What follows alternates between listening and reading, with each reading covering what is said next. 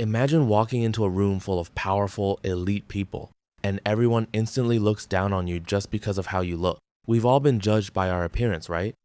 Well, over 700 years ago, the great Mulim poet Saadi Shirazi wrote a story about exactly this, and how one brilliant comeback completely flipped the script on a king. Let's dive into the third story of the Gulistan. So, the story introduces us to a king who had several sons. Now, most of these princes were tall, handsome, and looked exactly like what you'd expect royalty to look like. But one of the sons was different. He was short, physically unimposing, and let's just say he didn't inherit the princely look. Because of this, the king looked at him with outright disdain and contempt. You could see it in the king's eyes. He was basically embarrassed to call this boy his son. But this prince wasn't just short, he was also incredibly sharp. He noticed his father's looks of disapproval, and instead of shrinking away, he decided to confront it head-on with some serious wisdom. The prince walks up to his father and says something that completely catches the king off guard. He says, "O father, a short wise man is better than a tall fool. Not everything that is higher in stature is higher in value." To prove his point, he uses a brilliant analogy that Saadi is famous for. He asks the king to think about two things, a sheep and an elephant. An elephant is massive, right? It's a giant, but in the grand scheme of things, it's a beast of burden. Meanwhile, the sheep is small, but it is clean, valued, and provides nourishment. He then takes it a step further and talks about mountains. Mount Sinai is one of the smallest mountains, yet it holds immense spiritual significance. Meanwhile, other massive mountain ranges are just big piles of rock. The prince's message to his dad was clear. Stop measuring my worth by how much space I take up in a room and start measuring it by the depth of my character.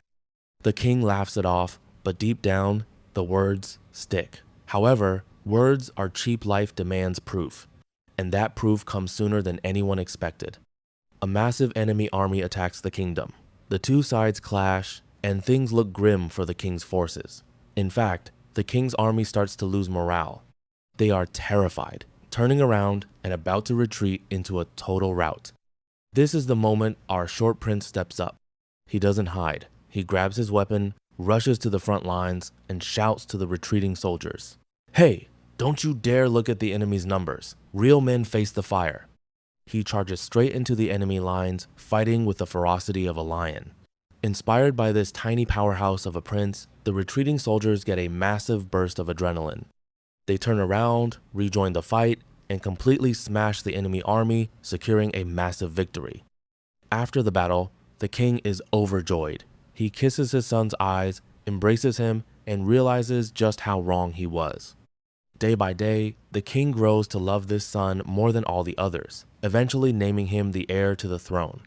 But Saadi wouldn't be Saadi without a final twist about human nature.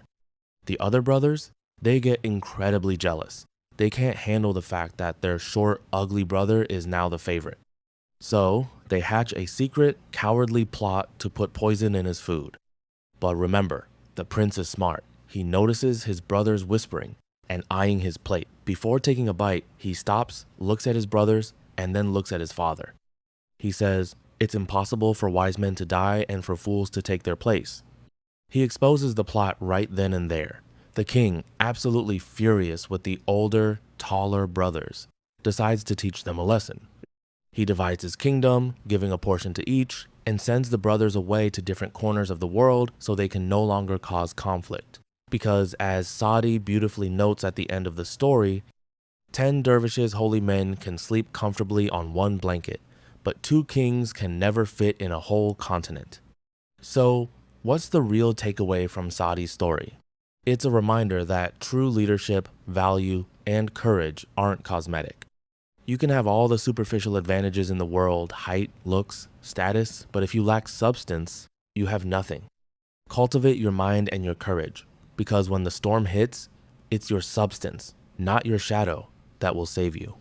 If you enjoyed this deep dive into ancient wisdom, hit that like button, subscribe for more stories from the Gulistan, and let me know in the comments. Have you ever had to prove someone wrong who underestimated you? See you in the next video.